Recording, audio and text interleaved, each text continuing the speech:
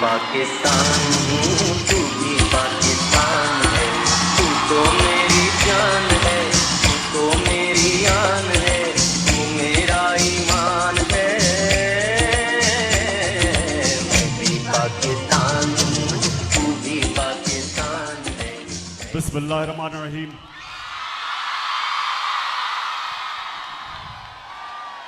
अल्लाह तेरी इबादत करता हूँ, अल्लाह तेरे से मदद मांगता हूँ। सबसे पहले रहीम यार खान,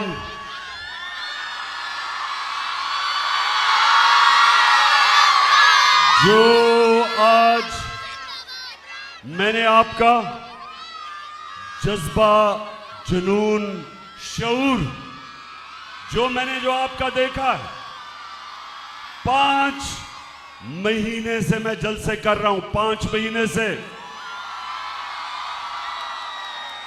ये मेरा 51 जलसा है, लेकिन इस गर्मी में जो मैंने आपका जुनून देखा है, और खास तौर पे जो मेरी बहनें सामने बैठी हैं, माशाल्लाह इतनी गर्मी में और इतनी देर आपको इंतजार करनी पड़ी, उसकी मैं माजरत करता हूं। वजह उसकी ये कि आज सारे पाकिस्तान में अवाम निकली हुई है आज सड़कों पे, और ये रहीम यार खान से जो मेरा खिताब है वो सारे पाकिस्तान में जा रहा है। तो उधर से दरखास्त आई थी कि 8 बजे से पहले तकरीर ना करना, क्योंकि लोग जमा हो रहे हैं। तो मैंने उनके लिए आपको इंतजार करवाई। मैं फिर से माजरत करता हूं आपसे, इस गर्मी में आप बैठे भी रहे, और जो माशाल्लाह मैं देख रहा हूं वहां से जिस तरह फिर से आपके जज्बे और जुनून को सलाम पेश करता हूं। अच्छा रहीम खान, सबसे पहले हमारी कोशिश कि जो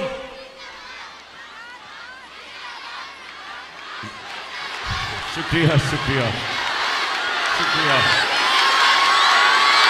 माशाअल्लाह, शुक्रिया।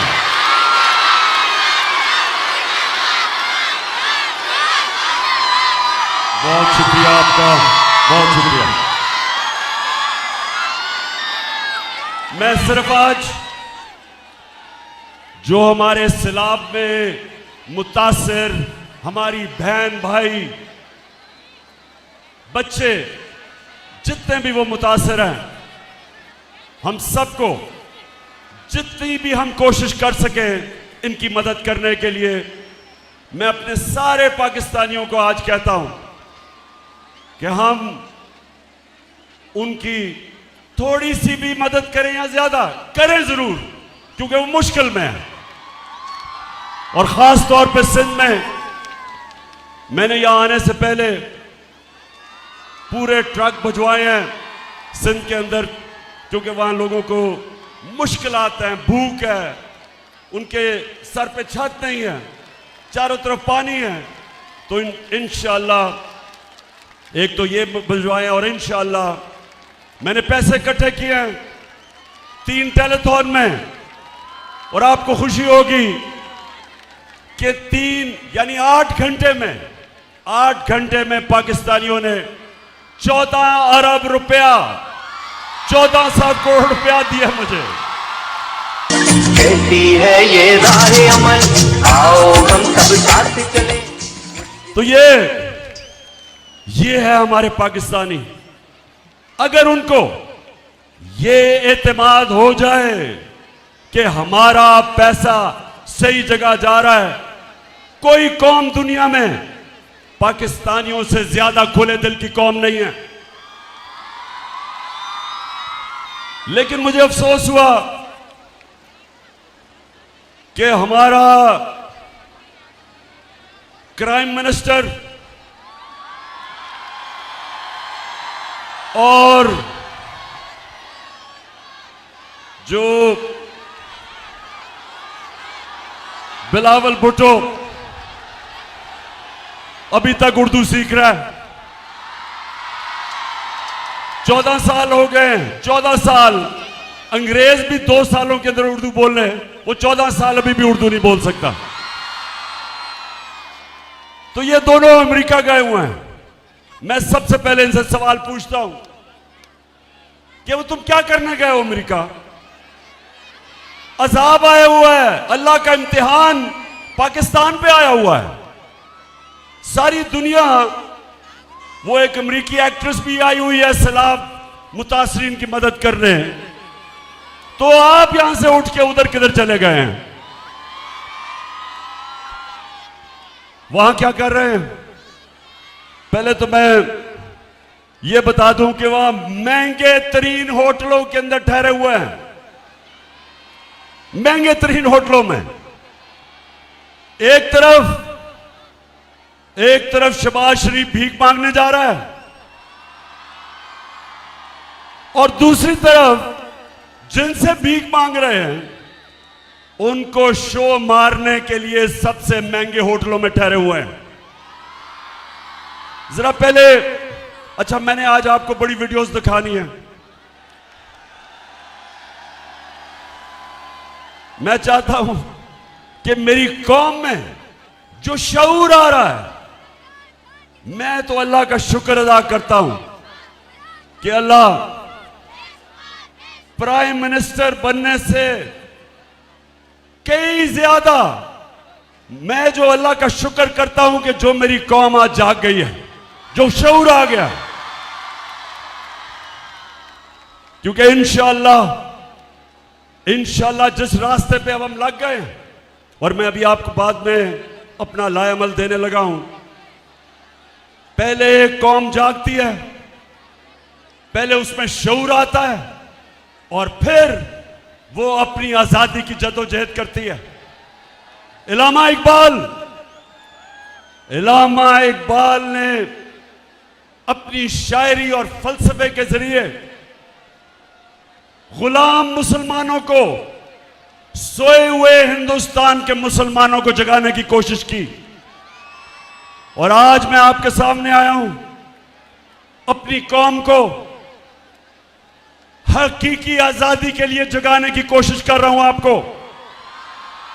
और मैं खुश हूं कि जिस कौम की माएं, बहनें और ख्वातीन जाग जाती हैं, वो आजाद हो जाती है। जिस कौम के नौजवान जाग जाते हैं, उस कौम को कोई गुलाम नहीं बना सकता। और इंशाअल्लाह मैं अभी इसके ऊपर भी आ रहा हूं। सबसे पहले मेरे पाकिस्तानियों, सिर्फ आप ये देखें, मैं बार बार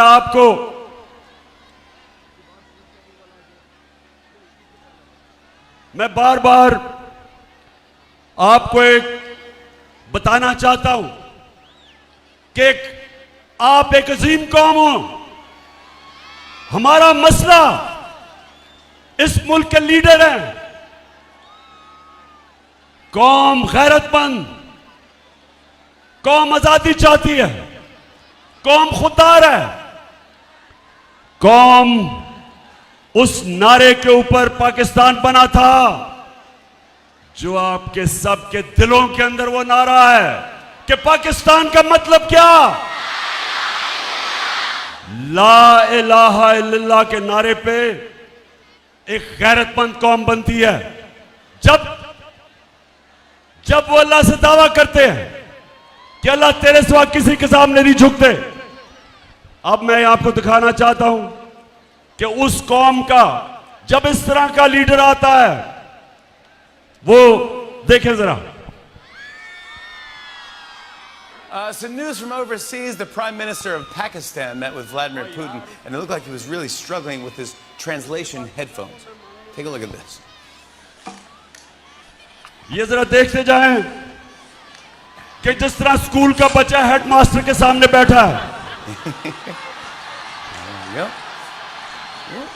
Уважаемый господин премьер-министр,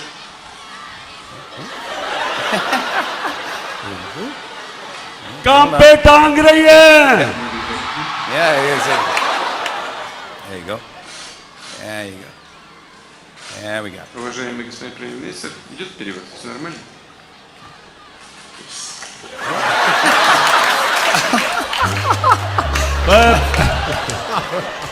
That guy is the leader of 220 million people. I just want to let you know. ये मैं सिर्फ आपको इसलिए दिखा रहा हूं कि जब किसी को एक इंपोर्टेड प्राइम मिनिस्टर साजिश के जरिए, एक बैरूनी साजिश के लिए जब मुल्क के ऊपर बिठाया जाता है तो वो मुल्क को इस तरह शर्मिंदा करवाता है। फिर देखें, मैं सऊदी अरब से होके आया हूँ, मैं यूएई के होके, अभी मैं तुर्की होके आया हूँ, और मैंने उन भाइयों को कहा कि आप हमारे बड़े अजीम भाई हैं, हमेशा आपने हमारी मदद की। और मैंने यही कहा, जब मैं आया हूँ तो आप समझेंगे शायद ये मांगने आया है। मैं मांगने नहीं आया, लेकिन मजबूरी है। जिस तरह माजी में 75 साल में आपने हमारा हाथ बटाया है, कुछ अर्सा आप हाथ बटा। मैंने कहा मैं वादा करता हूँ कि इंशाअल्लाह हम पूरी कौम हम मिलकर दिन रात मेहनत करेंगे, पसीना गराएंगे, अपनी पाँव पे खड़े होंगे।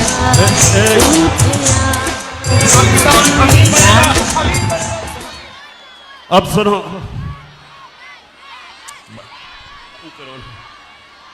सर रहीम यार खान, आप मुझे बताओ कि आप इस तरह का प्राइम मिनिस्टर चाहते हो? अभी जरा आप देखें, ये जरा देखें कि यूनाइटेड नेशंस का सेक्रेटरी जनरल आया जब पाकिस्तान, वो बेचारा फ्लड मुतासरीन के लिए आया था देखने के लिए, तो ये जरा देखें क्या करता है वो शहबाज शरीफ। Thank you very much, General Secretary, and I assure you, whatever support we get from your institution and through your institution, I give you my word of honor, along with all these ladies and gentlemen sitting on this table, ministers, general officers, government officials, ladies and gentlemen, that every penny we get from you or from wherever, we will spend it most transparently and in the interest of these. समझ गए रहीम यार खान?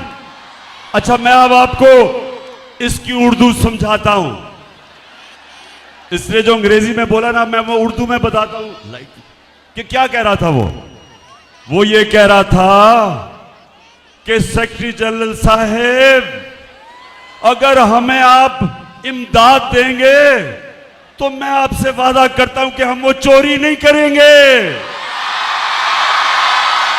मेरे वजीर जो बैठे हुए सामने, 60% वजीर जमानत पे हैं करप्शन पे, वो चोरी नहीं करेंगे। वो आपसे वादा करते हैं क्योंकि सेक्रेटरी जनरल साहब आप पैसा दे रहे हैं तो अब हम ईमानदारी से खर्च करेंगे, पहले चोरी करते थे।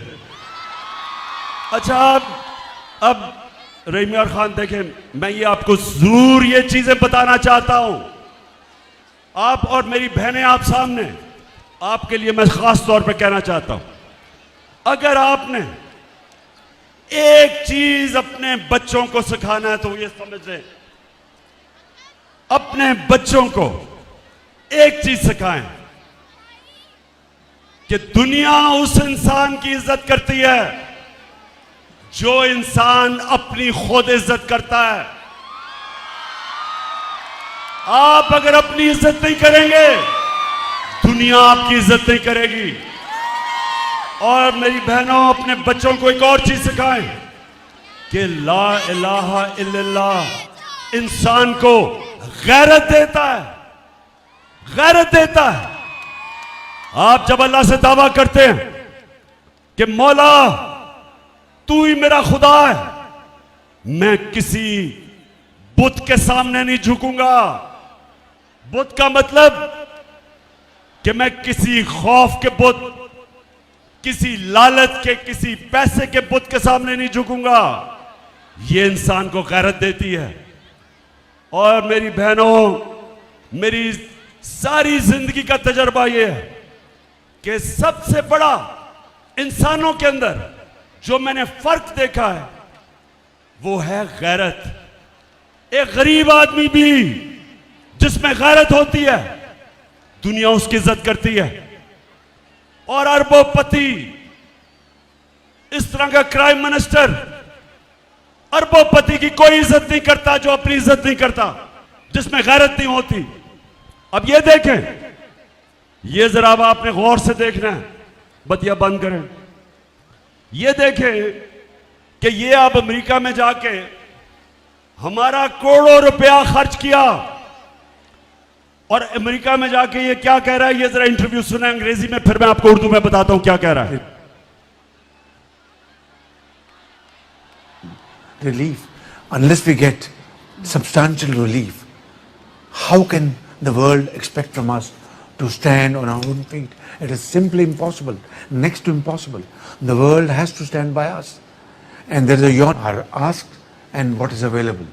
Please, through your cameras, have this yawning gap bridged and bridged very quickly, the epidemic. It is waiting for us. Please help us in... क्या कह रहा है? इंटरव्यू दे रहा है, सुना जरा। मेरी बहनों, मुझे पता बड़ी गर्मी है लेकिन सुनना जरूरी है, आप में बड़ा सब्र है। एक इंटरव्यू दे रहा है, अमेरिका जाने की जरूरत नहीं थी वो इंटरव्यू देने के लिए।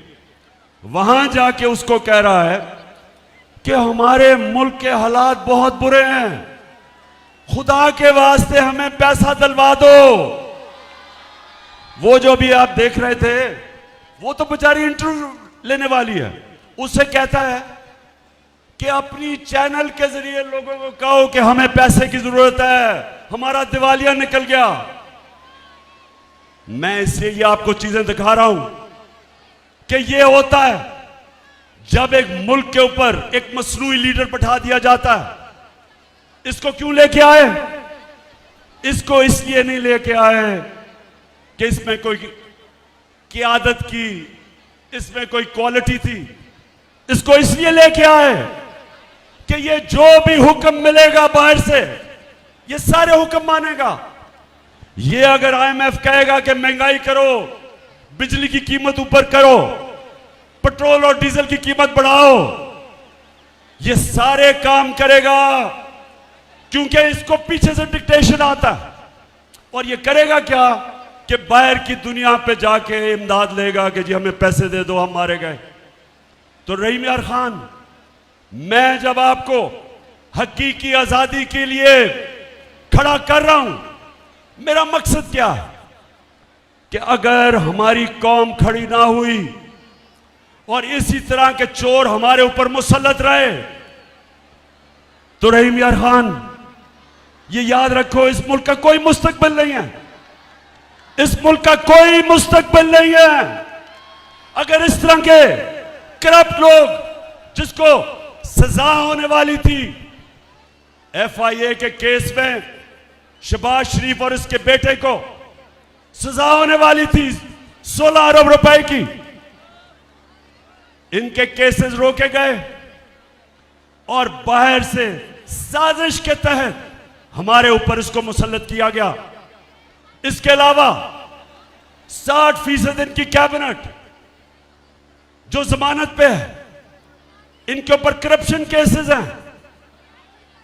एक तरफ दुनिया से भीख मांग रहे हैं, एक तरफ सिंध में सैलाब आया हुआ है, एक तरफ हम कह रहे हैं कि हमारे पास पैसे नहीं हैं, और दूसरी तरफ ये जो कैबिनेट आई है और ये जो इंपोर्टेड हुकूमत आई है, इन्होंने नैब का कानून बदल के इस कौम का 1100 अरब रुपया माफ करवाया है। 1100 अरब रुपया जो चोरी किया हुआ था, इन्होंने NRO लिया, इन्होंने आके अपने आप को दिया, माफ करवाया। जो पैसा आपका था, जो पाकिस्तानी कौम से चोरी हुआ था, तो इनका मकसद अपनी चोरी बचाना था। बाहर के लोग जो इनको मुसल्लत किया, उनका मकसद यहां ऐसी क़यादत हो जिसको वो कंट्रोल कर सकते हैं। और इसलिए मैं जो अभी आखिर में आपको लायामल दूंगा, हमने तैयारी करनी है पाकिस्तानियों। अपनी हकीकी आजादी के लिए, हमने अपनी हकीकी आजादी के लिए निकलना पड़ेगा। हमें कभी भी किसी कौम को आजादी प्लेट में नहीं दी गई, आजादी के लिए जद्दोजहद करनी पड़ती है, आजादी के लिए कुर्बानियां देनी पड़ती हैं। मैं अब अपनी कौम के सामने दो तीन चीजें अब आपके सामने रखने जा रहा हूं। मैं चाहता हूं कि बड़ा गौर से मेरी बात सुननी है, क्योंकि सारे जितने भी आज जिधर भी पाकिस्तान में मेरी कौम निकली हुई है, मैं आज आप सबको पैगाम देना चाहता हूं। मेरी कौम, एक बात याद रख लो कि जब एक कौम, जिस तरह मेरे नबी सल्लल्लाहु अलैहि वसल्लम, अल्लाह के आखिरी पैगंबर, उन्होंने जो 1500 साल बाद पहले की थी, सब याद रख लें। उन्होंने कहा था कि वो कौमें तबाह हो जाती हैं, वो कौमें तबाह हो जाती हैं जिधर छोटा चोर चोरी करे तो जेल में, और ये बड़े डाकू जो मुल्क को लूट के पैसा बाहर लेके जाते हैं, जो कौम इनको सजा नहीं दे सकती, वो कौम अपनी तबाही के रास्ते पर निकल जाती है।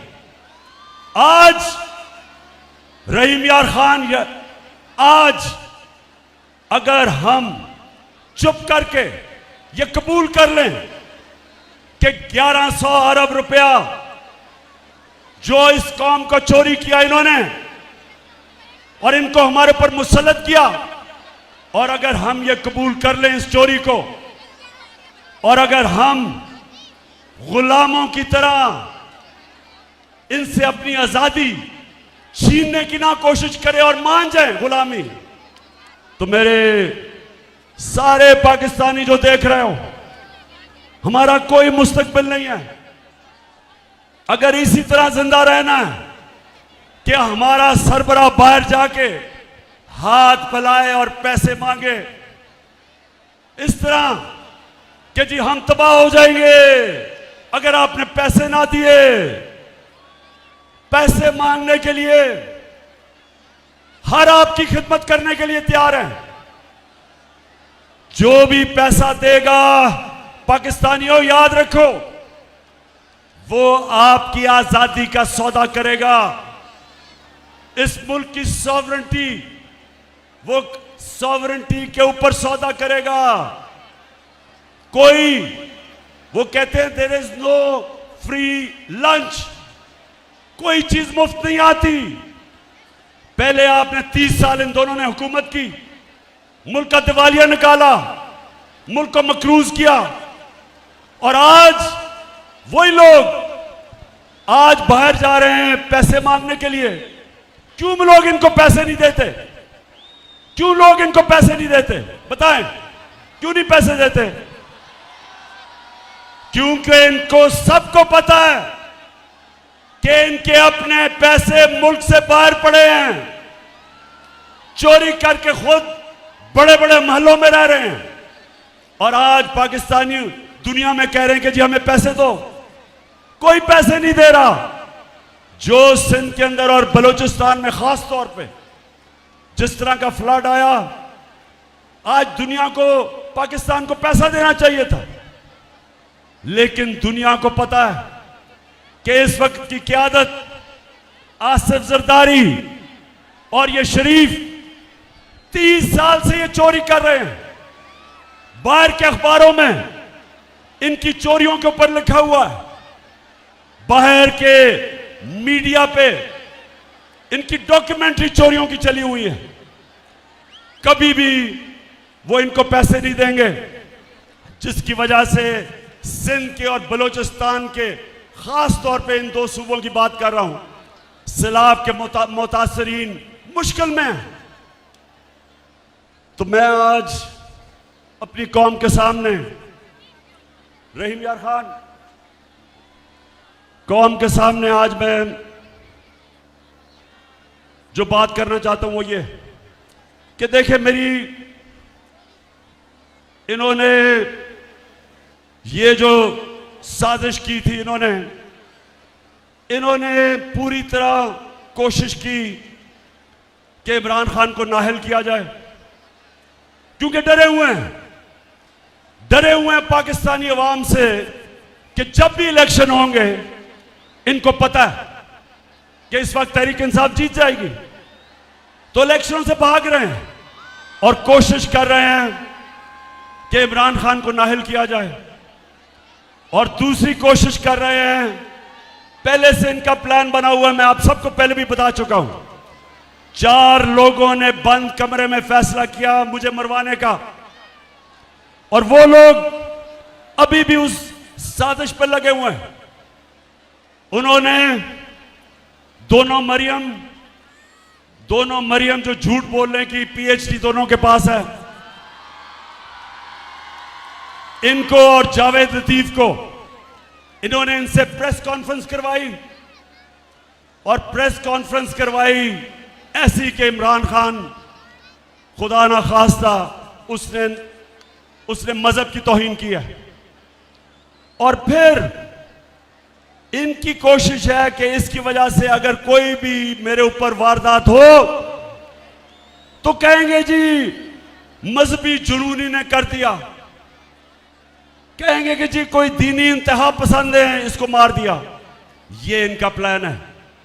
लेकिन मैं आज आप सबको कह रहा हूं, सारे पाकिस्तान में मैं फिर रहा हूं, मुझे अपनी जान से ज्यादा मुझे पाकिस्तान की आजादी की फिक्र है। मैं आजाद देखना चाहता हूं। मैं रहीम यार खान सुन लो, सारा पाकिस्तान सुन लो, मैं आज आपको कह दूं कि एक तो मेरा ईमान है अल्लाह पे, ला इलाहा इल्लल्लाह। मेरा ईमान है कि जब तक अल्लाह फैसला नहीं करता इंसान दुनिया से नहीं जाता। दूसरा, मेरा ये ईमान है कि मौत बेहतर है गुलामी से, इससे बेहतर है मर जाओ गुलाम रहने से।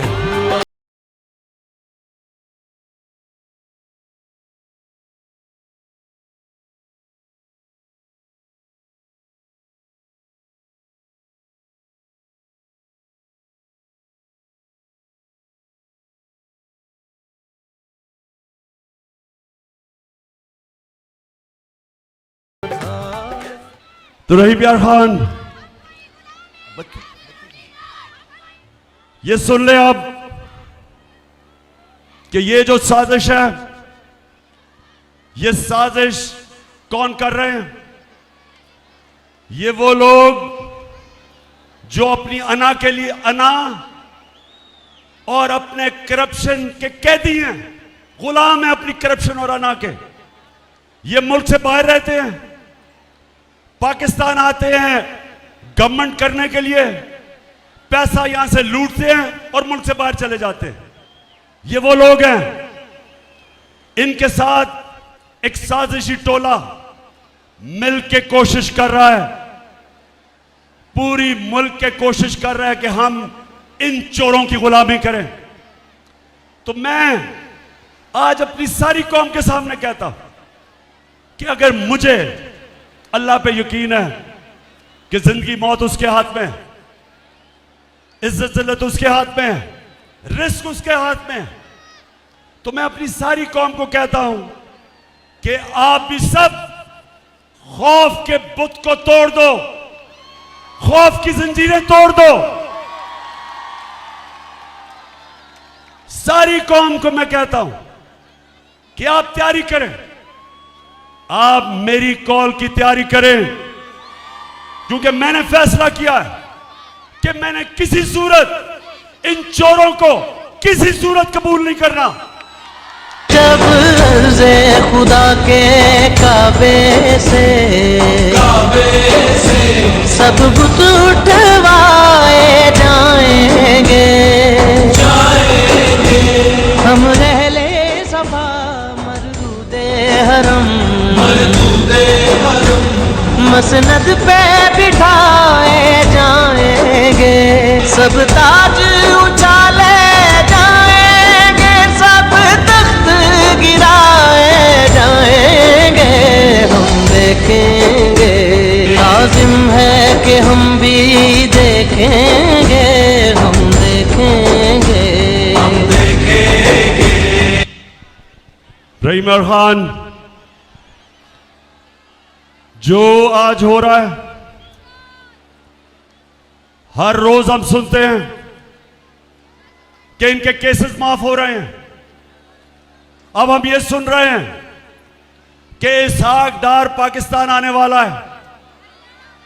वो इसहाक डार जिसने हुदैबा पेपर मिल में गवाही दी हुई है कि वो शरीफ खानदान का यहां से पैसा मनी लॉन्डर होके बाहर जाता था। लंदन में काजी फैमिली थी, उसके जरिए फिर वापस पैसा आता था रेमिटेंस के नाम पे। बीबीसी की एक फिल्म बनी है इस पे, इसके ऊपर पूरी तफ्तीश हुई है। इसने खुद बयान दिया हुआ है कि मैं इस मुल्क से शरीफ खानदान के लिए मनी लॉन्ड्रिंग करके फिर वहां से पैसा लेके आता था रेमिटेंसेस दिखा के। उसके बाद ये नून लीग की हुकूमत थी, जब नून लीग की हुकूमत में यह प्राइम मिनिस्टर के जहाज में मुल्क से बाहर भागा। हमारी तो हुकूमत ही नहीं थी, अदलिया आजाद थी। किस चीज से इसको डर था? इसको डर था कि इसके पाकिस्तान से बाहर इसके और इसके बच्चों के पैसे पड़े हैं, जायदादें पड़ी हैं, इसलिए मुल्क से बाहर भागा था। और अब जो एनआरओ मिल रहा है और ये डील के तहत वापस लाया जा रहा है, पहले तो जो भी ये समझता है कि इसहाक डार ये मुल्क की माइशत ठीक कर लेगा, अगर वो अब ठीक कर ले गया तो जब पहले हमें हुकूमत मिली थी पाकिस्तान की माइशत बदतरीन हालत में थी। सबसे बड़ा खसारा था बैरूनी मुल्क का, वो छोड़ के गया। इसने हमारी एक्सपोर्ट्स जिससे मुल्क की आमदनी बढ़ती है वो रोक दी। इसने पाकिस्तान की माइशत और इंडस्ट्री का तबाही कर दी। इसने किसानों का बेड़ा गर्क कर दिया। और अब ये कोई समझ रहा है कि वो आके इस मुल्क को ठीक कर देगा। कोई किसी गलत फहमी में ना रहे। हम अगर ये कोई समझता है कि ये आएंगे और हम इनकी चोरी, ये जो मुल्क लूट रहे हैं, केस माफ करवा रहे हैं, हम भेड़ बकरियों की तरह हम चुप करके ये तमाशा देखेंगे? मैं आज सारों को पैगाम देना चाहता हूं, मैं फिर से कहता हूं, जब तक मेरे में जान है मैं निकलूंगा इसके खिलाफ, मैं अपनी कौम को निकालूंगा। फिर से तू अड़ जा, फिर से तू डट जा, फिर से वो बल्ला घुमा।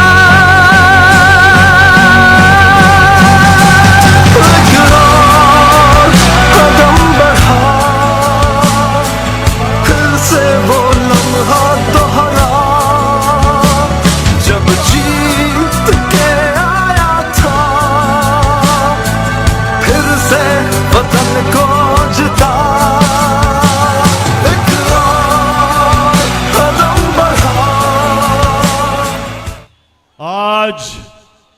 आज जो मुल्क की माइशत है वो खुद ही शहबाज शरीफ ने न्यूयॉर्क में जाके कह दिया कि हमारा दिवालिया निकलने लगा है, हम अपने कर्जों की किस्तें वापस नहीं कर सकते,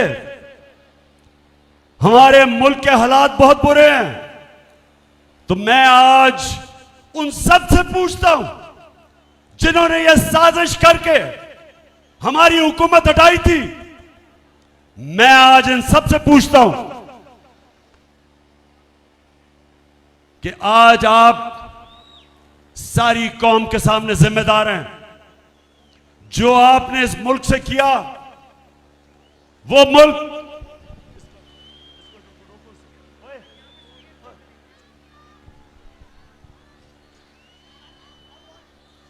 मुल्क या ऊपर जरा ज्यादा बड़ा जलसा हो रहा है इसलिए मैं इनको जरा कंट्रोल कर रहा हूं।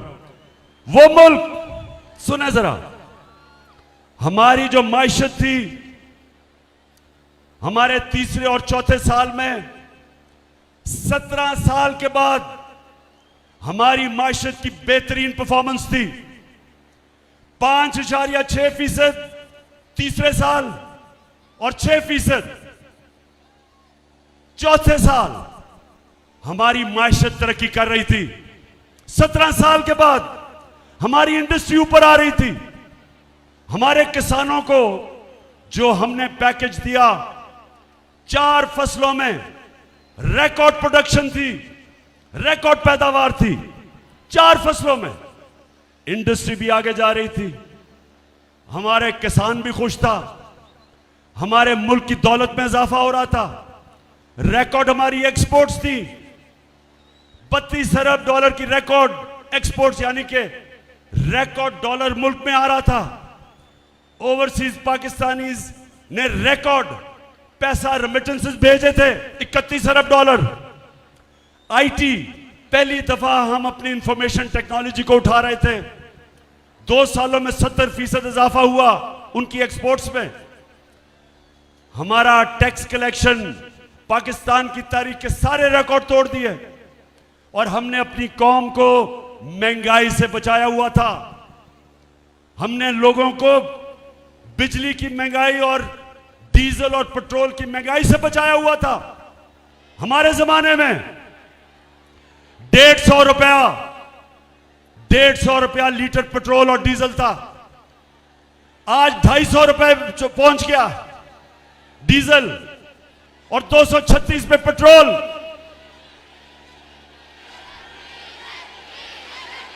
बिल्कुल बिल्कुल, माशाल्लाह, बड़ा शऊर है आप में। 250 रुपया फजल रहमान का लीटर पे पहुंच गया। तो पाकिस्तान में हमने महंगाई भी रोकी। हमने हेल्थ कार्ड लेके आए।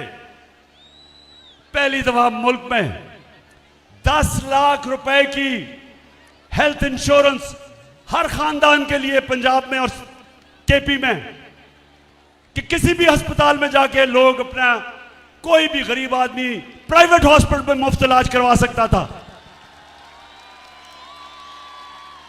एहसास प्रोग्राम हमारा, सस्ते कर्जे, सूद के बगैर कर्जे घर बनाने में, किसानों के लिए कर्जे, छोटे दुकानदारों के लिए, छोटे सरमायाकारों के लिए।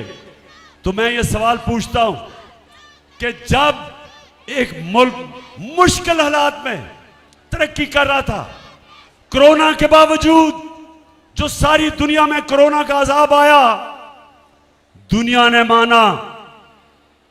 ने माना कि पाकिस्तान 190 मुल्कों में से टॉप 3 मुल्क था। पाकिस्तान उन टॉप 3 मुल्कों में था जिन्होंने कोरोना को भी संभाला, अपने गुर्बत भी, गरीबों को संभाला, उन्होंने अपनी माशरत भी बचाई। ये इंटरनेशनली माना जाता है।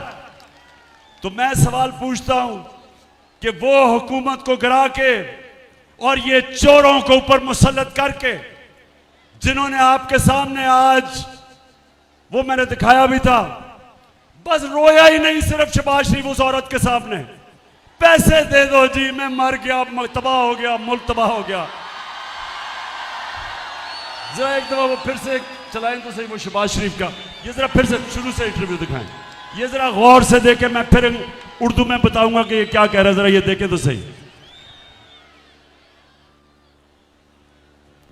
Relief, unless we get substantial relief, how can the world expect from us to stand on our own feet? It is simply impossible, next to impossible. The world has to stand by us. And there is a yawn are asked and what is available. Please, through your cameras, have this yawning gap bridged, and bridged very quickly. The epidemic. It is waiting for us. Please help us in... सुन लिया? Please help us, खुदा के वास्ते हमारी मदद करो। वो बेचारी, वो मेरी बहनों, आपने देखा था वो बेचारी औरत की आंखों में आंसू ही आ गए कि मैं खुदा के वास्ते प्लीज मेरी मदद करो। शहबाज शरीफ बड़ी जल्दी थी इख्तिदार में आने के लिए, बड़ी देर से अचकन सलवाई हुई थी, बड़ा शौक था कि किसी तरह शहबाज शरीफ प्राइम मिनिस्टर बन जाए। बेशक बैरून मुल्क के साथ मिलके साजिश करके एक मुल्क जो बड़ी देर के बाद बेहतरीन रास्ते पे चल रहा था, इनकी अपनी इकोनॉमिक सर्वे जो इनकी हुकूमत जो वो किताब बताते हैं हर साल माइशत के ऊपर, उसके मुताबिक 17 साल के बाद पाकिस्तान की बेहतरीन तरक्की थी। उस हुकूमत को गिरा के ये आके अब दुनिया में वो कभी वो सेक्रेटरी जनरल का बाजू पकड़ लेता है कि खुदा के वास्ते पैसे दे दो, मैं चोरी नहीं करूंगा। उसके बाद जाके वो बेचारी औरत, उसके आंसू निकलने शुरू हो गए कि ओहो प्लीज मेरी मदद कर दे। तो पाकिस्तानियों, ये हमारा मुस्तकबिल नहीं है। हमारी कौम की बदकिस्मती क्या है कि वो मुल्क जिसका लीडर कायदे आजम मोहम्मद अली जिन्ना था, जिसका नजरियाती लीडर इल्लामा इकबाल थे, वो मुल्क का देखें सरबराह जाके भिखारियों की तरह जी मैं मांगने नहीं आया, मैं मजबूर हूं। तो मेरे पाकिस्तानियों, मैं इसलिए आज आपको सारी कौम को तैयार कर रहा हूं। मैं अभी आखिर में बताता हूं, लेकिन उससे पहले मैं आज पाकिस्तान की एस्टेब्लिशमेंट से पूछता हूं कि ये जो चोर अपने करप्शन के केसेस खत्म कर रहे हैं, क्या ये सिर्फ इमरान खान की जिम्मेदारी है कि इस मुल्क में करप्शन रोकी जाए? क्या आपकी जिम्मेदारी नहीं है? क्या आप ये जो देख रहे हैं मुल्क में कि चोर जो 30 साल से चोरी कर रहे हैं और केसेस करप्शन के इनके दौर में बने हुए हैं, इनके दौर के केसेस हैं, और वो आज आके बारी बारी सारे अपने केसेस खत्म करवा रहे हैं और कौम को 1100 अरब रुपया जो कौम का चोरी किया हुआ था वो हजम कर रहे हैं। क्या मैं अकेला हूं? मैंने ठेका लिया हुआ इस मुल्क का कि करप्शन के खिलाफ लड़ूं? क्या और किसी की जिम्मेदारी नहीं है?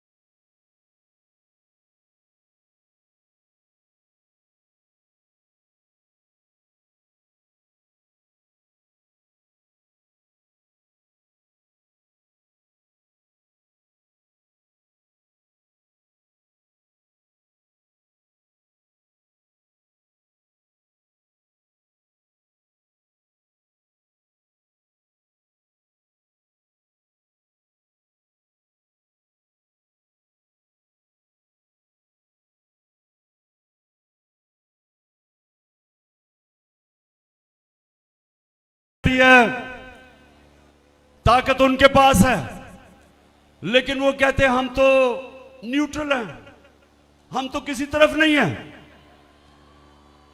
अल्लाह ने, सुन लो मेरी बात रहीम यार खान वालों, अल्लाह ने कुरान में वाज़े किया है, अमर बिल मारूफ व नही अनिल मुनकर, हम सबको उसने कहा है कि अच्छाई के साथ खड़े हो और बुराई के खिलाफ जहाद करो। कहीं अल्लाह ने हमें इजाजत नहीं दी कि ना मैं अच्छाई के साथ हूं ना बुराई के साथ हूं, न्यूट्रल रहने की इजाजत नहीं दी। हुक्म है उसका, हमें अल्लाह का हुक्म है कि जब ये चोर जो मुल्क को लूट के भाग गए बाहर और अब आके अपने केसेस माफ करवा रहे हैं डील के तहत, एनआरओ के तहत, सारी कौम पे फर्ज है कि इनका खिलाफ खड़े हो, इनका मुकाबला करो, क्योंकि मेरे मौला ने कुरान में वाज़े कर दिया है कि मैं कभी किसी कौम की हालत नहीं बदलता। अल्लाह ने कहा है मैं कभी किसी कौम की हालत नहीं बदलता जब तक वो कौम खुद अपनी हालत बदलने की कोशिश ना करे। अगर एक कौम भेड़ बकरियों की तरह रहना चाहती है, अल्लाह वैसे ही रखेगा। अगर एक कौम आजाद होना चाहती है, हकीकी आजादी चाहती है। और हकीकी आजादी का मतलब हकीकी जमहूरियत। हकीकी जमहूरियत इंसान को हकीकी आजादी देती है। इसके लिए इंसानों को जब से अल्लाह ने दुनिया बनाई है जद्दोजहद करनी पड़ती है। किसी जमहूरियत में यह नहीं होता कि जो इमरान खान और तहरीक इंसाफ की सहाफी जो उनके लिए उनका मौक़िफ़ पेश करें, उनको धमकियां, उनके खिलाफ FIR, वो मुल्क से बाहर उनको भटका दो। जो चैनल इमरान खान का मौक़िफ़ पेश करे उसको बंद कर दो, उसके ऊपर हर किस्म की धमकियां दो। वो जो हमारे सोशल मीडिया के नौजवान सारे पाकिस्तान में जो हमारे भी नहीं हैं, जो इस कौम के लोग हैं, जो भी सोशल मीडिया में कोई ऐसी चीज के जो पसंद नहीं है, उनको धमकियां आती हैं, नामालूम नंबर से धमकियां आती हैं, डराया जाता है, खौफजदा किया जाता है। मैं इसलिए आप सबको यह कहना चाहता हूं कि आजाद कौमों के अंदर यह नहीं होता, यह सिर्फ गुलाम कौमों में होता है। आजाद जमहूरियत, जो जमहूरियत आजादी देती है, उस जमहूरियत में यह नहीं होता। और जब तक हकीकी जमहूरियत ना आए, कौम तरक्की नहीं करती, कौमें नहीं तरक्की करती। तुर्की, जब तक तुर्की में हकीकी जमहूरियत नहीं आई, उसने तरक्की नहीं की। बांग्लादेश, जब तक उनकी जमहूरियत बेहतर नहीं हुई, बांग्लादेश ने तरक्की नहीं की और आज हमारे से आगे निकल गया। हमें रोका हुआ इसने कि हम आजाद नहीं हैं, हमें डराया धमकाया जाता है। तो रहीम यार खान और पाकिस्तान में जो भी देख रहे हो मुझे, आगे से नामालूम नंबर से आपको कोई धमकियां दे, वापस उसको धमकी दो।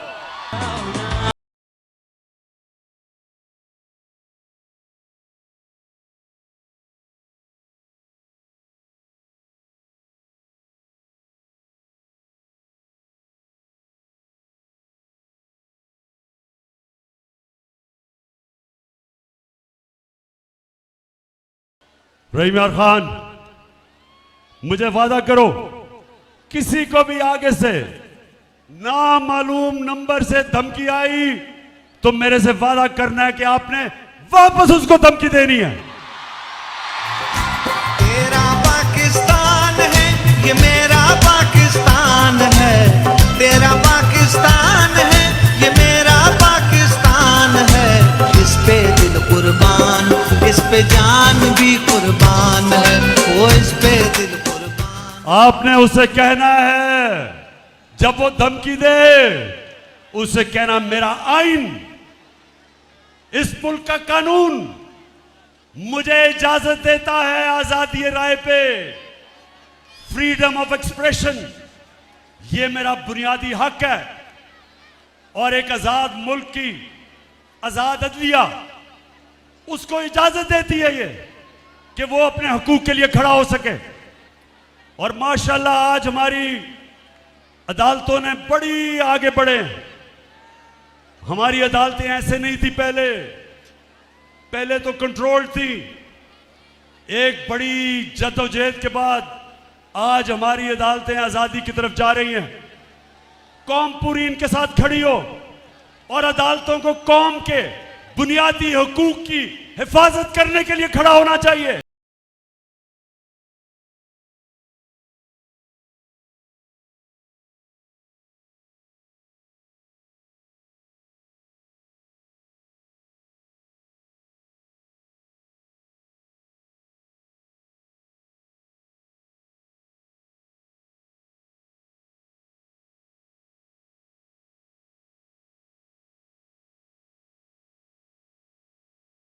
साहब, अब एक और चीज, रहीम यार खान, ये याद रखना, मैं फिर से आपको दोहराता हूं, कभी कोई आजादी प्लेट पे रख के नहीं देता। कोई नहीं कहता कि आओ आजादी ले जाओ। इंसानी तारीख हमें यह बताती है कि कौम में अपनी आजादी जदोजहद करके, जहाद करके लड़ती हैं। यह वक्त आ गया मेरे पाकिस्तानियों, यह वक्त आ गया कि हम अपनी आजादी लें। ये जो चोर, ये जो डाकू, ये जो हमारे ऊपर मुसल्लत किए गए हैं, ये जो एनआरओ वाले, ये जो बाहर बैठ जाते हैं, मुल्क से बाहर बड़े बड़े महलों में रहते हैं, मुल्क को लूटने आते हैं और चोरी करके फिर बाहर चले जाते हैं। वक्त आ गया है पाकिस्तानियों, इनके सामने खड़ा होना। मैंने सुना एक बहुत बड़ा कातिल, मुजरिम, जो आजकल इंटीरियर मिनिस्टर बनाया हुआ है, ये याद रखें, इस हुकूमत में आपको कोई बड़ा ओहदा नहीं मिल सकता जब तक आपने कोई बड़ा जुर्म ना किया हो। जितने बड़े मुजरिम उतने बड़े ओहदे। तो राना सनाउल्लाह को उन्होंने इंटीरियर मिनिस्टर बनाया। राना सनाउल्लाह कहता कि अब जब ये तहरीक इंसाफ का धरना होगा इस्लामाबाद में, तो कहता मैंने आंसू गैस के लिए तैयारी की हुई है और मैंने पैलेट गन्स, यानी पैलेट गन्स भी तैयार किए हुए हैं। मैं राना सनाउल्लाह पहले तो पूछता हूं, वैसे तुम्हारे में अकल तो है नहीं, लेकिन मैं फिर यह पूछता हूं कि मुल्क की बदकिस्मती देखोगे, इस तरह का आदमी जिसको जेल में होना चाहिए, जो इनका अपना नून लीग का वजीर कहता है कि इसने 18 कत्ल किए हैं, वो आज हमें बता रहा है कि जमहूरियत क्या होती है। राना सनाउल्लाह, सबसे पहले ये मेरा हक है, मेरा जमहूरी हक है कि मैं पुरअमन एहतजाज करूं। जब हमारे जमाने में, मेरी गवर्नमेंट में, एक दफा कांपे टांगने वाली बिलावल, एक दफा वो बड़ा डराने आया हमें जी, कांपे टांग जाएंगी उसके धरने से। बड़ा सिंध से आया, पैसा खर्च किया, बेचारी सिंध कौम का पैसा वो भी खर्च करके पहुंचा इस्लामाबाद, तो पता चला कि अपनी कांपे टांग गई। कोई रुकावट नहीं थी उसके रास्ते में, कोई टीयर गैस शेलिंग नहीं हुई, कोई कंटेनर नहीं रखे, क्योंकि हम जमहूरियत में मानते हैं, हमने कोई नहीं रोका। और दूसरी तरफ 2 दफा धरना देने के लिए डीजल साहब पहुंच गए।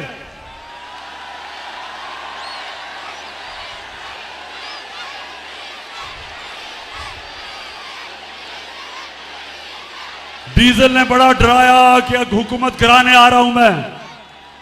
ऊपर से ये भी क्या, मुझे इशारा मिला कहीं से, तो डीजल पहुंच गया 2 दफा।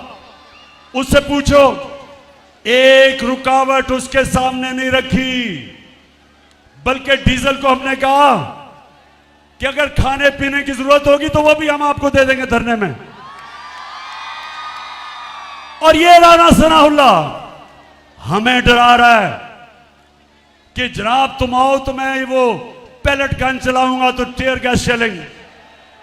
राना सनाउल्लाह, तुम और ये जो तुम्हारा डरपोक cherry blossom boot polish Shahbaz Sharif, तुम दोनों मेरे से सुन लो। पहली दफा जब हमने 25 मई को हम जब आए थे इस्लामाबाद, तो हमें यह अंदाजा नहीं था कि तुम जुल्म करोगे, ख्वातीन को देख के, बच्चों को देख के, फैमिलीज को देख के। हमें यह अंदाजा नहीं था कि तुम शेलिंग करोगे। सारी हमारी पाकिस्तानी और इस्लामी रवायत के खिलाफ औरतों के ऊपर, बच्चों पर शेलिंग किया आपने। घरों में 2-2-3 बजे लोगों के घरों में घुस के हरासा किया, डराया, धमकाया, जेल में डाला, हजारों लोगों को जेल में डाला। हमें अंदाजा नहीं था। अब राना सनाउल्लाह, अब कान खोल के सुन लो, इस बारी कप्तान पूरी प्लानिंग करके आएगा।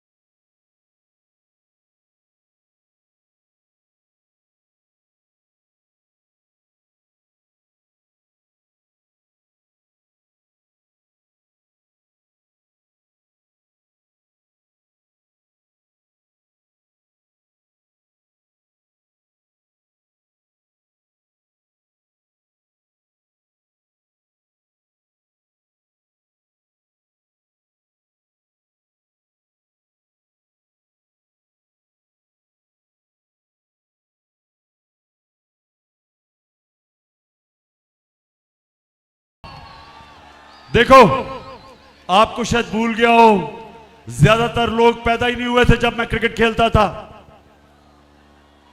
मैं अल्लाह की, सारा कुछ अल्लाह करता है, कोशिश इंसान की, कामयाबी अल्लाह की। तो मुझे अल्लाह ने बड़ी कामयाबी दी और क्रिकेट की तारीख में मुझे एक वो टॉप कप्तानों में माना गया। अब कप्तान क्या होता है? सिर्फ सारी खेलों के अंदर एक स्पोर्ट के अंदर कप्तानी की जरूरत होती है, बाकी कोच ज्यादा अहमियत कोच की होती है। सिर्फ क्रिकेट में कप्तान की जरूरत पड़ती है, क्योंकि उसको फैसले करने पड़ते हैं, वो फैसले जो किसी कप्तान को नहीं करने पड़ते। तो कप्तान की सबसे बड़ी क्वालिटी क्या होती है? वो सारा वक्त देख रहा होता है कि मेरा मुखालिफ क्या कर रहा है और मैं क्या करूंगा। मुझे तो पता है राना सनाउल्लाह ने क्या करना है, मुझे तो पता है राना सनाउल्लाह ने क्या करना है। राना सनाउल्लाह को नहीं पता मैंने क्या करना है। तो तैयारी कर लो, मेरी सारी आज पाकिस्तानी कौम देख रही है, तैयारी कर रहा हूं। लेकिन मैं उससे पहले, खत्म करने से पहले एक बताना चाहता हूं, मैं ये जरूर दिखाना चाहता हूं आपको कि किस तरह के लोग हमारे ऊपर मुसल्लत किए गए हैं। जो स्टार है, जो नवाज शरीफ की जो स्टार मानी जाती है, वो उसकी बेटी मरियम है। अब मरियम उसकी फैमिली में सबसे अक्लमंद समझी जाती है। अब जरा ये जरा देखें ख्वातीन, ये जरा गौर से देखें, ये पहले देखें कि जब मैंने कहा कि आपके लंदन में ये महंगे महंगे इलाके में 4 महलात किधर से आए, तो ये सुने क्या कहती है कि इस तरह मुझे लगा कि आप लोगों को बेवकूफ नहीं बना सकते। मेरी सेंट्रल लंदन में प्रॉपर्टीज तो दूर की बात है, मेरी पाकिस्तान में भी कोई प्रॉपर्टी नहीं है। मैं अपने वालिद के साथ है और मुझे समझ नहीं आई कि मेरी और मेरी वालदा की और बहन भाइयों की प्रॉपर्टीज ये कहाँ से निकाल के ले आए हैं। मेरे नाम पाकिस्तान में कोई प्रॉपर्टी नहीं है, ये तो इंग्लैंड की बात है। सुन लिया रमियार खान, सुन लिया, मेरे पास तो कोई प्रॉपर्टी ना, इंग्लैंड तो दूर की बात है, पाकिस्तान में मैं बेचारी, मुझे तो हर रोज घर ढूंढना पड़ता है कोई छत मिल जाए। अब ये सुने, अब इस मरियम को नहीं पता था कि अल्लाह अल हक है, सच का खुदा है। कुरान में वो कहता है, मेरा ये वादा है कि सच आखिर में सबके सामने आएगा, उसका वादा है अल हक का। तो मरियम को नहीं पता था कि 4 साल के बाद एक इंटरनेशनल इंकशाफ होगा, एक इंटरनेशनल इंकशाफ, जिस इंकशाफ में बड़े बड़े दुनिया के मिनिस्टर और वजीर और प्राइम मिनिस्टर, उनकी जो प्रॉपर्टीज थी वो दुनिया में सामने आ गई, जिसको कहते हैं पैनामा पेपर्स। अब जब इंकशाफ हो गया तो मरियम के बड़े भाई या छोटा भाई, मुझे नहीं पता, वो क्या कहता है, जरा आप ये सुने। मैं इस बात को तस्लीम करता हूँ कि अल्हम्दुलिल्लाह पाक लेन के ऊपर जो अपार्टमेंट्स हैं वो अल्हम्दुलिल्लाह हमारे हैं। मैं इस बात को तस्लीम करता हूँ कि उनको ऑफशोर कंपनीज नेस्कॉल लिमिटेड और नीलसन लिमिटेड जो है उनको ओन करती हैं, और मैं आपको ये भी अर्ज करता हूँ उनको होल्ड कर रही है इस वक्त मरियम नवाज शरीफ, मेरी हमशीरा जो है। ठीक है जी, सुन लिया रहीम खान, सुन लिया कि ना तो सिर्फ वो हमारी प्रॉपर्टीज हैं, वो मरियम नवाज के नाम पे खरीदी गई। अब आप बड़ा शऊर, मेरे वैसे माशाल्लाह बड़ा सब्र और शऊर से सुना आपने।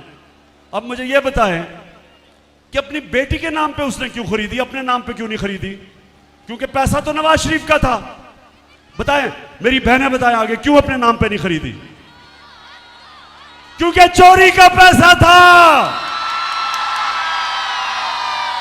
और चोरी आपकी थी। पाकिस्तानियों का पैसा चोरी करके लंदन ले गया था, और अब तैयारी कर रहे हैं पाकिस्तान वापस आने में। नवाज शरीफ फिक्र ना करो, मेरी कौम शानदार इस्तकबाल करेगी तुम्हारा, तुम आओ तो सही। अच्छा अब जब मरियम को पता चला कि भांडा फूट गया, भाई ने कह दिया कि ये हमारी प्रॉपर्टीज है। जब भाई ने कह दिया कि हमारी प्रॉपर्टीज है, अब जरा सुने मरियम क्या कहती है, सुने जरा। हसन हुसैन के पास आज जो भी है वो एक अरबपति दादा के पोते हैं।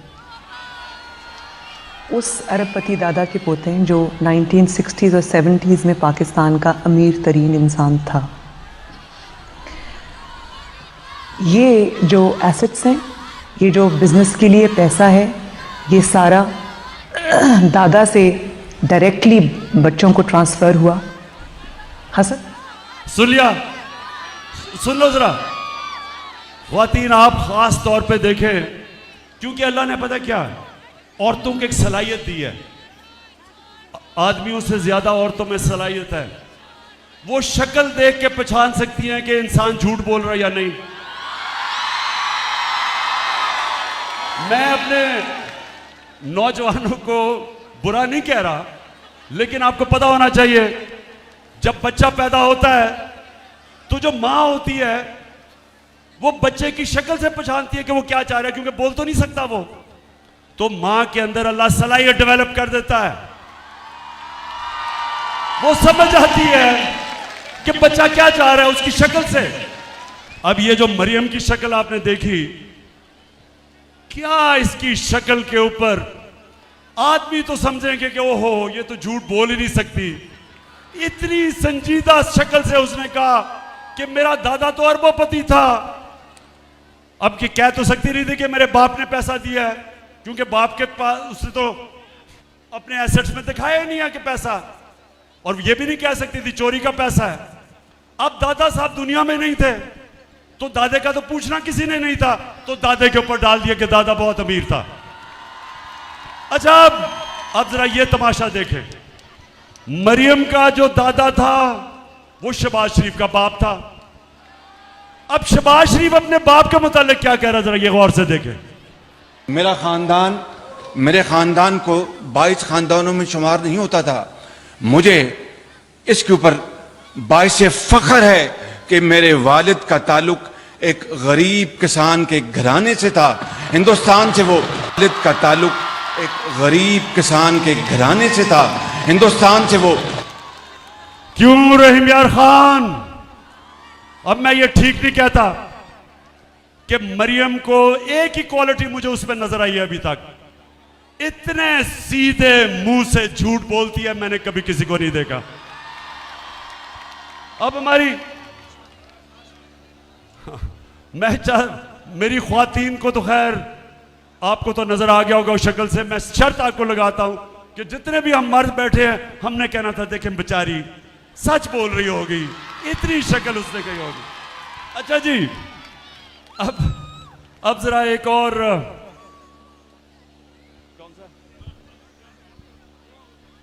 अच्छा, अब मैं आखिर में पहुंच रहा हूं। मैंने आज आपसे, रहीम यार खान, आज मैंने फैसला किया था कि मैं लायामल तय करूंगा और अपनी कौम को बताऊंगा कि मैंने करना क्या। अब 51 जलसे कर बैठा हूं, सारे पाकिस्तान में मैं फिर लिया। कभी मैंने अपने लोगों में ये शऊर नहीं देखा जो आज मेरी कौम में आया है। मैंने कभी 5 इतने गर्मी के महीने, इतने गर्मी के महीने मैंने कभी इस तरह कौम को नहीं निकलते देखा जिस तरह आज आप बैठी हैं ख्वातीन गर्मी के अंदर। मैं देख रहा हूं सारा वक्त आप पंखा झल रही हैं, गर्मी है, मुझे पता है, पीछे जुड़े हुए हैं सब। इस गर्मी में मैंने कभी अपनी कौम को ऐसे निकलते नहीं देखा, क्योंकि मुझे पता है कि आज मेरी कौम तैयार है अपनी हकीकी आजादी की जद्दोजहद करने के लिए। रंग से उमंग से भरी रहे, खुदा करे, खुदा करे, खुदा करे, खुदा करे, खुदा करे, सदा हरी भरी रहे। ज़मीं की गोद रंग से उमंग से भरी रहे, ज़मीं की गोद रंग से उमंग से भरी रहे। तो आज मैं सारे जितने भी पाकिस्तान में मेरे पाकिस्तान के नौजवान, हमारी ख्वातीन, हमारी बहनें, पाकिस्तान के बच्चे, हमारे बुजुर्ग, जिधर जिधर भी आज आप इस मेरी तकरीर सुन रहे हैं, मेरा आज आपको पैगाम है, आप सब ने तैयार हो जाना है। आपने सब ने तैयार होना है। मैं आपको कॉल दूंगा, ज्यादा नोटिस नहीं दूंगा। कॉल तब दूंगा जब जो मेरे मुखालिफ हैं, जब वो समझेंगे कि इमरान खान पीछे हट गया, मैं तब कॉल दूंगा। और कॉल तब दूंगा जब मुझे पता होगा कि मेरी एक गेंद से तीनों की विकेटें गिरेंगी, तब दूंगा। मैंने सारों को तैयारी करवाई है, अपनी सारी तंजीमों को। मैंने अपनी टाइगर फोर्स को कहा तैयार हो जाओ। मैंने आपकी तैयारी चेक कर रहा हूं। हर रोज मैं अपनी टीम की तैयारी चेक करता हूं, और जिस दिन मैंने समझा कि हम तैयार हैं, और वो ज्यादा दूर नहीं है, इंशाल्लाह मैं आपको कॉल दूंगा। और वो जो कॉल होगी, वो कॉल आखिरी कॉल होगी। उसके बाद कोई मार्च नहीं होगी, कोई धरना नहीं होगा। वो कॉल होगी पाकिस्तान को बचाने के लिए, पाकिस्तान को बचाने के लिए साफ और शफाफ इलेक्शन। अगर मैं चैलेंज करता हूं, कोई मुझे आज बता दे कि जिस तरह ये तेजी से मुल्क को तबाही की तरफ लेके जा रहे हैं, माशी बर्बादी की तरफ लेके जा रहे हैं, स्वाय साफ और शफाफ इलेक्शन के कोई दूसरा रास्ता पाकिस्तान के लिए नहीं। जब तक इलेक्शंस नहीं होते, सियासी इस्तेकाम नहीं आता, पॉलिटिकल स्टेबिलिटी नहीं आती, एक स्टेबल गवर्नमेंट नहीं आती, कोई नहीं रोक सकता जो माशी तौर पे पाकिस्तान नीचे जा रहा है। माशी इस्तेकाम आता है सियासी इस्तेकाम से। हम इलेक्शंस ये नहीं चाहते कि हमें इक़्तिदार चाहिए, हम इलेक्शंस इसलिए चाहते हैं कि ये मुल्क को तबाही की तरफ लेके जा रहे हैं, अवाम का माशी कत्ल कर रहे हैं, महंगाई में अवाम डूब रही है, चाहे वो किसान हो, चाहे वो सनतकार हो, चाहे वो घर में ख्वातीन देख रही हैं कि हर रोज कीमतें ऊपर जा रही हैं, बिजली के बिल नहीं लोग दे सकते, और अभी महंगाई और आनी है क्योंकि रुपया गिर रहा है। 33% पाकिस्तान का रुपया गिरा है, 33% इस मुल्क का रुपया गिरा है। इसका क्या मतलब है? आपके बैंक में जो पैसे पड़े हुए थे, अगर 100 रुपया था तो उसमें से 33 रुपए काट लें, 100 रुपए में से 33 रुपए कम हो गए। लेकिन अगर आपका पैसा, आपके असासे मुल्क से बाहर पड़े हैं तो आपको 33% फायदा हो गया, आपके असासे ऊपर चले गए। और इसलिए मैं ये भी इस कौम को कहता हूं, कभी से इसके बाद कभी किसी पार्टी को वोट ना देना जिस पार्टी के सरबराह के पैसे और असासे मुल्क से बाहर पड़े हों, क्योंकि मुल्क में जब रुपया गिरता है उनको फायदा होता है, कौम को नुकसान होता है। और इसलिए अगर हमने मुल्क को इस तबाही से बचाना है, सिर्फ एक रास्ता है, साफ और शफाफ इलेक्शन। और हमारी जो तहरीक होगी, अब जब हम निकलेंगे इस बारी, जब तक साफ और शफाफ इलेक्शन की अनाउंसमेंट डेट नहीं मिलती, जब तक हमें तारीख नहीं मिलती, ये अब तहरीक रुकेगी नहीं। रहीम यार खान, आखिर में मुझे बताओ, आप तैयार हो? इंशाअल्लाह, इंशाअल्लाह। मैं फिर से सलाम करता हूं आपको, आपके जज्बे, जुनून और शऊर को। पाकिस्तान जिंदाबाद और रहीम यार खान जिंदाबाद।